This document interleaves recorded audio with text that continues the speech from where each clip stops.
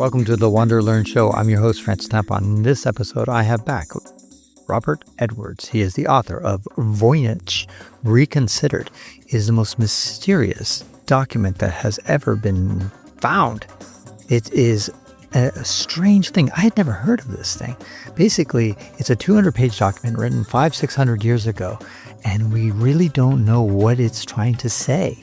It's written in a language that nobody can understand. So many people try to decode it, try to understand it, and nobody's successful at doing it. And so Dr. Robert Edwards is trying to write a book about what this might mean.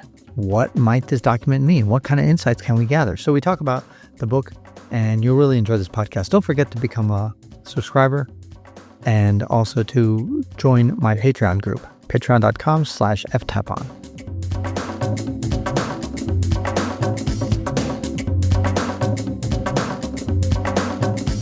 Welcome to the WanderLearn show. I'm your host, Francis Tapon. I'm here again with Dr. Robert Edwards. He is an author of 3 books that investigate big mysteries of the 20th century. One was D.B. Cooper, who flew off in the distance with a bunch of money and never was heard of again. And his other one was about 100 years ago when George Mallory and Sandy Irving were lost on Everest and disappeared. And nobody knows if they summited it or not. And you investigated those 2 cases. You can find a link to those fascinating interviews in the description, as well as in the upper right-hand corner on YouTube.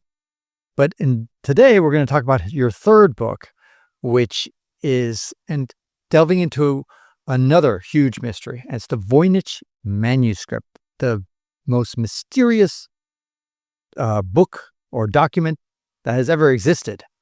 Explained to people who may not have heard of it. I hadn't heard of it until I found your book.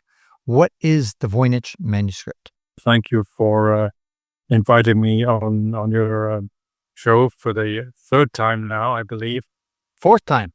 4th time, yes, that's right. And maybe there'll be a 5th, because if you'll allow me to insert a bit of news, I'm currently working on the 4th book in this series, which is a return to D.B. Cooper.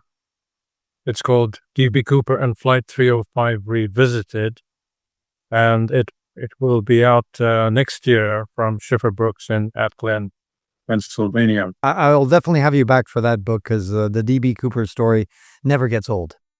Indeed. On the Voynich Manuscript, you ask what it is. It is, as you say, a book. That's to say, a bound collection of parchment. It's approximately 200 pages long, written on both sides of the parchment. So there are, in fact, about 116 individual pieces of parchment, of which 12 are missing. And the book is, as its name implies, a manuscript, that's to say written and illustrated by hand. It's written on a high-quality parchment, which is known as vellum, made from calfskin. And it dates most probably from the first half of the 15th century. That's to say, between 1400 and 1450. Those dates are relatively well established by radiocarbon dating. So roughly 500, 600 years old, something like that? Yes, about 500 years old now. We're not talking about the Dead Sea Scrolls. As far as age is concerned, this is much closer to the modern era, although still 500-600 years ago is pretty old. Yes, it's not an ancient document. It is a medieval document. There are, of course, theories and hypotheses that it's later than that, for which no evidence exists. There are also hypotheses that it's much older, for which, again, no evidence exists. So I'm personally quite happy to treat it as an authentic medieval document. But with an unknown author, of unknown provenance, written in an unknown place, and essentially all that we know really is that the unfortunate animals who were slaughtered to make the parchment died in the first half of the 15th century. And was it discovered in Europe, though? Was it probably written in Europe? The discovery and the provenance are two separate issues. The discovery was made by the eponymous Wilfred Voynich, who was a citizen of the Russian Empire. And he first brought the manuscript into the public domain in 1921 in Philadelphia at a seminar of the Congress of Physicians of Philadelphia. And that is the first known public appearance of the Voynich Manuscript. On that date, Voynich said that he had found the manuscript in 1912. And he said he had found it in a castle in southern Europe. But he would not say which country or which castle. Later, after Voynich had passed away, his widow let it be known that in fact it was not a castle, but in fact it was a Jesuit college, and that the location was Frascati in Italy, which is a town close to Rome. So that's the essential story of the discovery of the Voynich manuscript in the sense of its being presented to the modern world. But as to its provenance, in the sense of where and when was it written, we really only know the date of the parchment from the radiocarbon dating. We do not know when and where the text and the illustrations were written on the parchment. And that could obviously have been any time after the parchment was produced. In other words, any time after the early 15th century. If I can interject 1 second, you're talking about illustrations. Let's address the question about the mysterious nature of this book, because it's written in a very cryptographic way. It's not even any language that we really know of. A lot of the stuff is gibberish to a lot of people who haven't really looked at it very carefully. There's a whole effort to try to decode this kind of hidden language, and there are plenty of illustrations as well in the book. So that is what makes it so mysterious. But go ahead, continue. It's indeed a book which is profusely illustrated, and you can see in this panel behind me some examples of the illustrations, which are hand-drawn. They don't show any great artistic merit. They seem to have been drawn by someone without any kind of formal artistic training. They consist of many pages, dozens of pages, which represent plants. You can see, in fact, an example there on a plant page. There are also pages which clearly represent signs of the zodiac. In the modern sense, that's to say, we can recognize the signs of Aries, Pisces, the ram, the bull, and so on. There are also several pages which look rather like mandalas in the sense that they seem to illustrate cosmic objects, the sun, the moon, stars, but not constellations that we can recognize, and not planets that we can recognize. So they are very much stylistic representations that we could take to be cosmological, or we could take to be merely fanciful, graphic, if you like, mandalas. And I think probably the group of illustrations that has acquired the most intrigue and the most curiosity is a set of pages which represent little naked ladies in pools of green water or tubs of green water or some kind of receptacles or what can I call it? They almost look like steampunk machines. And these little ladies, who don't seem to be doing anything specific, are bathing or standing or sitting in the pools of water. And many of them seem to be holding wands or sticks with stars on them. And the function of these illustrations is completely unknown. So that is one broad aspect of the book. The other aspect, and this is the one which I am most concerned with, is what we, I suppose, should call text. And when I say text, I'm using it with caution because, as you said a moment ago, the graphics which have the appearance of text are not written in any known alphabet. That's to say, the symbols which make up the text largely, or at least in their entirety, have never been seen in any other document anywhere in the world in any period in history. And that, I think, for me, is the great mystery of the Voynich Manuscript. Because if it is text, then there must be meaning underlying this text. And it might be possible, and this is what interests me, to decipher this meaning. And that's really the subject of my book, Voynich Reconsidered. A lot of people try to crack this nut and try to understand what this book is really trying to say and why did somebody write this and what's the meaning behind it. But I guess I would rather step back for a second, Dr. Edwards, and ask more of a meta question. Why should we care?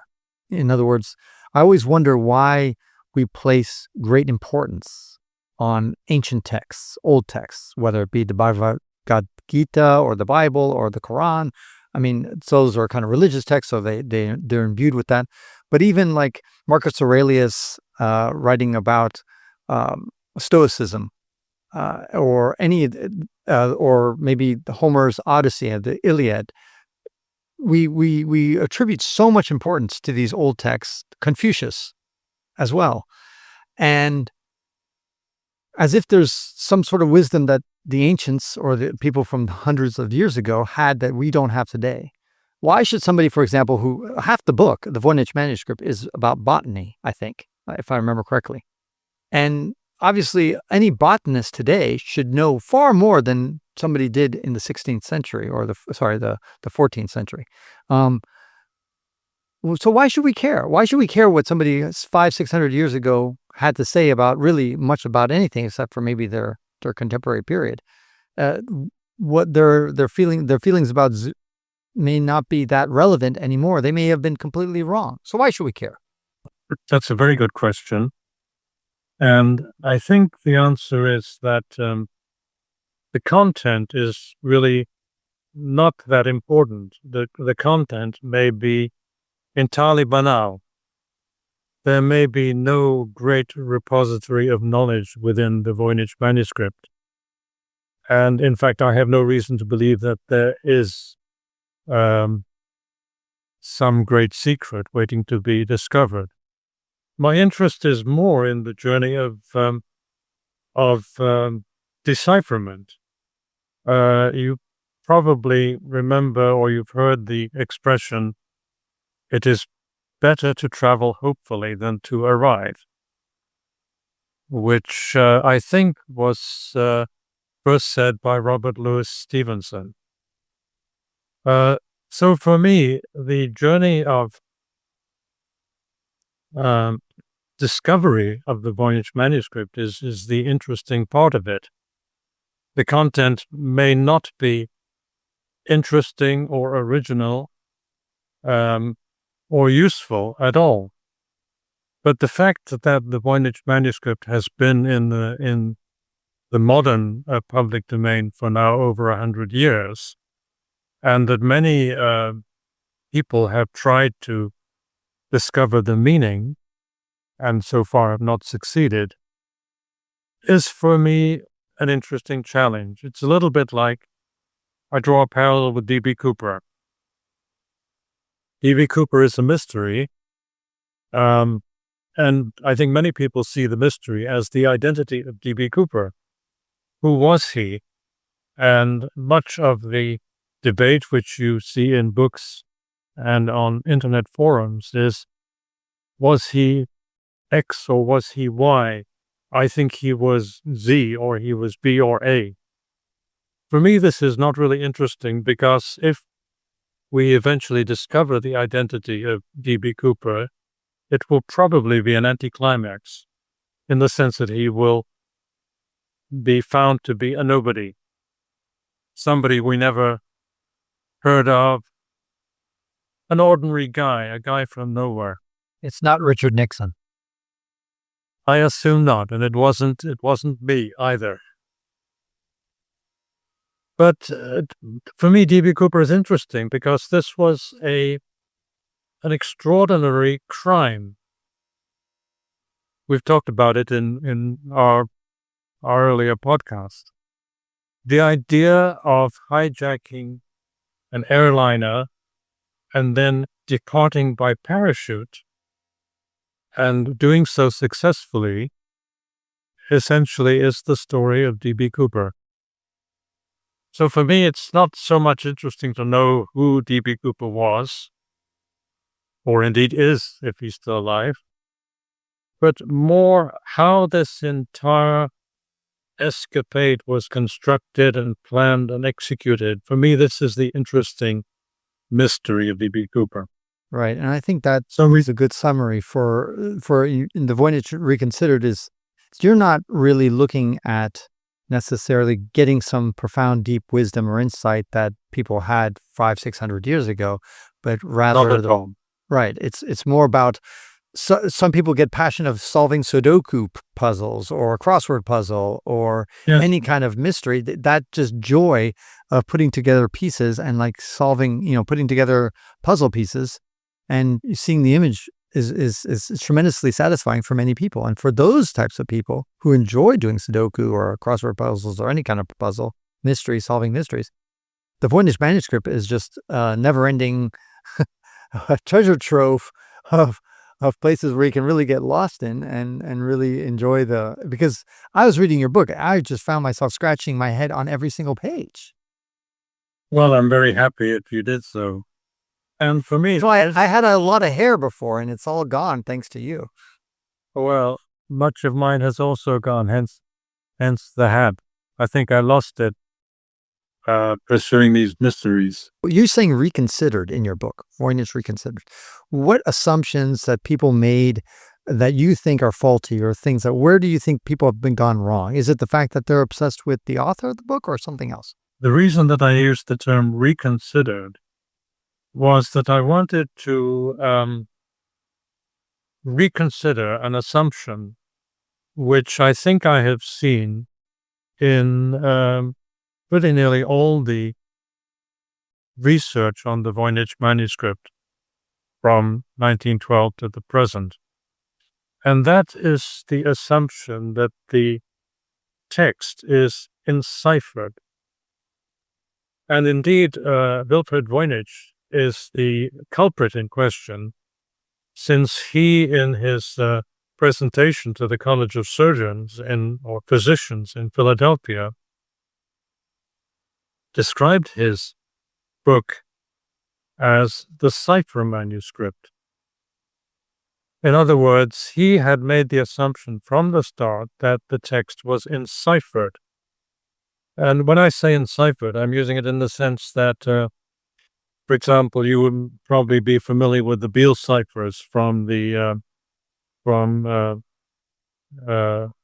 Bedford, Virginia in the 19th century, which were almost certainly a hoax, but a very clever one, and were based on a series of numbers which purported to represent the location of a buried treasure. And by means of a code embedded in the U.S.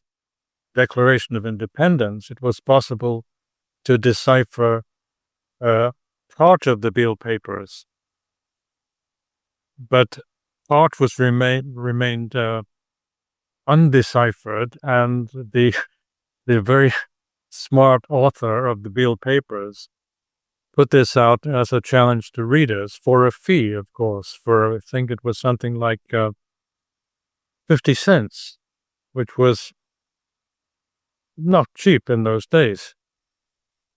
A similar situation has been illustrated in the stories of Sherlock Holmes, for example, The Adventure of the Dancing Men, where Sherlock Holmes acquires a message written in the form of a series of tiny men with flags in various directions, and each flag Sherlock Holmes infers represents a letter of the alphabet.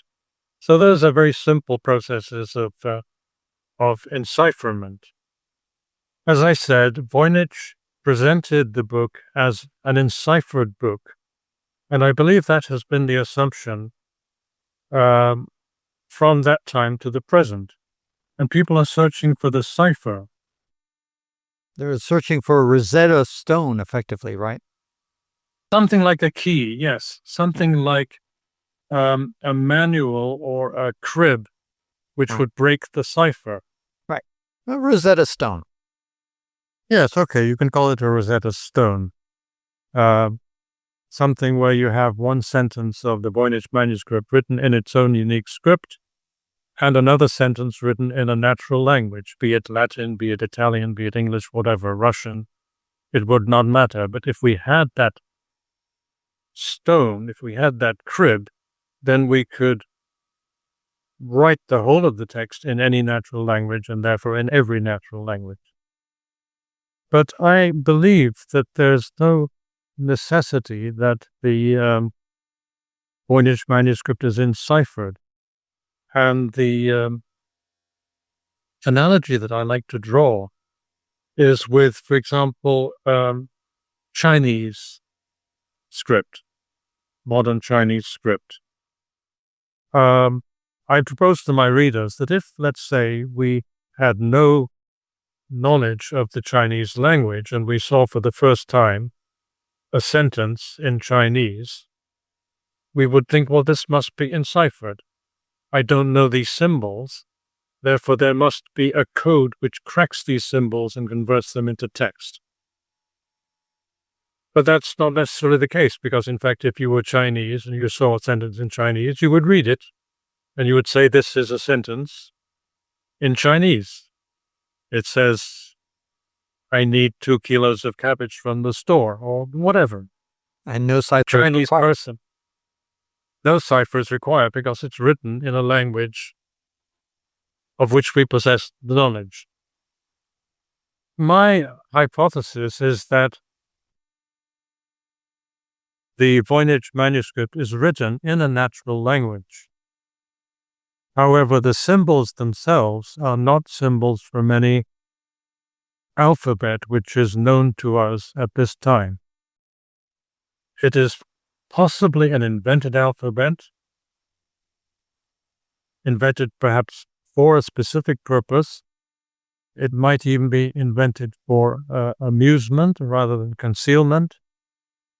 But it is not necessarily a cipher. In other words, we do not have to look for a coding system. We do not have to look for, let's say, relationships between one letter and the 30th letter following that letter, and so on.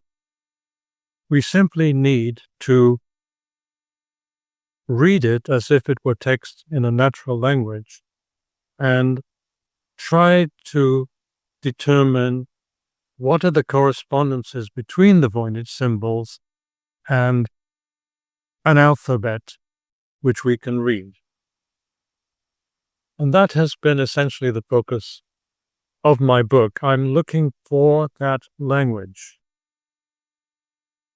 More than anything, the book is about the search for that language. And a moment ago you said, well, what assumptions am I questioning? I think an assumption which has been pervasive in Voynich research is that it's not a natural language at all. It's a constructed language, something like Esperanto. It's a complete gobbledygook, in other words, nonsense, along the lines of the angelic writings of John Dee. All of that, it represents numerics. For example, the first 100,000 digits of the expression for pi, something like that. I prefer to assume that it is a text in a natural language. It has meaning. And the great challenge is to identify that language. And here I think we have to bear in mind that the language in question does not necessarily have a Latin script. In other words, the script which is in common to English, to French, to German, to Italian, to Latin, and so on. It's the Latin alphabet. But of course, there are and have been in the past other alphabets. For example, the Cyrillic alphabet, which is the basis of Russian, Bulgarian, Macedonian, and so on. The Greek alphabet, which is unique to Greece in modern times. The Glagolitic alphabet, which is now practically extinct, but was a language of the church in the Balkans.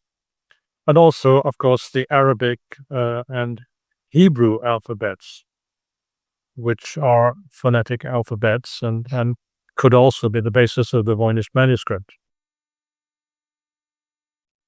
So I hear a lot of discussion on the basis that it cannot be a natural language. And I feel that is really the product of exhaustion on the part of the researchers who have tried so many natural languages and have at best convinced themselves that they had deciphered one word or two words or even a whole line, but then couldn't make sense of anything more than that, and then gave up and said, well, it cannot be a natural language. In fact, I think it can be, but the process is more complicated than that. And it's a process which, if you were trying to do it manually, you would quickly run into the barriers of exhaustion, which many researchers have done. But I think that if you adopt a computational approach and you enlist people with knowledge of programming, and if you have access to plenty of computing power, then you can try all the permutations. And then it becomes a job of patience where you are asking computers to do the work for you, and you don't yourself try and do it. And therefore you won't become exhausted and you won't give up. That brings up the issue that one of the researchers of the Voynich document, Lisa Pagin Davis, she's on YouTube and she talks a lot extensively about the document. She believes that AI will not help decode the document. Do you agree or disagree? That it sounds like you're kind of hopeful that AI, when applied to it, might give us some insight. And but AI typically needs a large language model. In other words, if we had 10,000 Voynich manuscripts all writing different things, maybe it could really help us there. But the problem is we only have one, and it's only 200 pages at best. And so an AI model may struggle. They're like, can you feed me some more? And it will get lost. Yes, you're right, Francis. And I agree with Dr. Davis, for whom I have the highest respect. She is, as you probably know, the director of the Medieval Academy of America. And in that capacity, she is one of the very, very few professional academics to take an interest in the Voynich manuscript. And I think this is an issue itself worthy of study, because it's very clear to me that academics are very much reluctant to engage with the Voynich manuscript. I think that it's perceived as a bit wacko, a bit outré, a bit esoteric, and therefore to engage with it would be damaging to a professional career in academia. Dr. Davis has, I think, very correctly avoided any attempt to decipher the manuscript, if that's the right word, and any attempt to identify the underlying language. What she has done, which I think is an extraordinarily valuable task, is to apply her knowledge of medieval manuscripts to assert that the manuscript is indeed an authentic medieval document. That's to say, it is not a modern forgery. Neither is it an ancient document of thousands of years, for example, but that it is indeed a document from the early 15th century, and a document that is more likely to be of European origin than any other origin. And the second, I think, important task that she's accomplished has been to examine the handwriting within the text and to determine that, to the best of her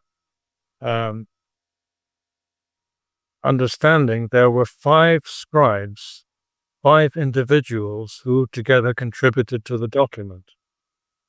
That, I think, is a great advance in our knowledge of the Voynich manuscript, since until at least the 1970s, it was thought that there were 2. And Dr. Davis says, no, there are 5. And her argumentation is very persuasive.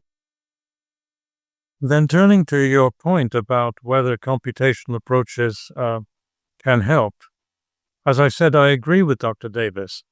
AI can do nothing to extract the meaning from the Voynich manuscript. And the reason is much as you say.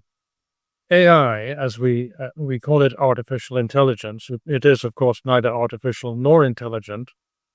AI is simply a glorified search engine which trawls the internet in much the same way as Google used to do in the early days of the internet, but does it in such a way that you are convinced that it's a human doing it, because it presents the results in a very friendly and very conversational way. But it cannot do any more than search the internet. And on the internet, you will only find what other people have written or thought or imagined or opined about the Voynich. So if you apply AI to the Voynich, which many people have done already, you will discover people's opinions on it. But you will not discover anything which somebody hasn't already written. Hence, I'm not proposing that AI is in any way useful to discover the underlying language of the Voynich manuscript, nor the underlying meaning, if such meaning exists. What I'm rather trying to say is that a computational approach using software designed for the purpose can go through all the possible permutations of languages and of interpretation of the symbols, and we are literally talking of tens of thousands of possible permutations. Such an approach can narrow down the possibilities as to what the underlying language is. If I may, I'll give you an example of such an approach which has succeeded in the past. You probably know the story of the Zodiac Killer. Right, the Zodiac Killer. What I want to do, though, is I'm going to fulfill your wish for your 5th episode. We're going to do that in the next podcast. Okay. So I can just keep this at a certain length, and we'll have you right back. We'll talk about this issue and about AI, and about if you could ask the scribe just one question, what would that question be? And also, I want to talk to you about whether or not this is a hoax. Is it possible that it could be a hoax? And could a group of women have written this document? Maybe it's just not one person. Maybe it's a group. Could it be women? And other of those questions. But we'll do that in the next episode, Dr. Edwards. So please subscribe to the WanderLearn show and make sure you get the next episode with Dr. Edwards. Okay, well, thank you, Francis. Looking forward to that. We will certainly crunch those questions. And that ends this episode of the WanderLearn podcast, where we explore travel, technology, and transformation. If you'd like to see the show notes with links to what we've talked about, go to wanderlearn.com and click on this episode. If you'd like to connect with me, just remember Tapon. That's my first initial and my last name. Tapon is always my social media username. My website is ftapon.com. Do you want to leave me an anonymous voicemail where you can make a comment or ask a question? Then go to speakpipe.com/ftapon.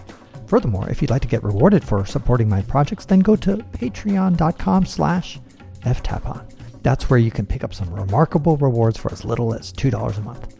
Now, 5 quick favors. Number 1, subscribe to the WanderLearn podcast. 2, download it. 3, share it. 4, review it. And 5, sign up for my newsletter at wanderlearn.com.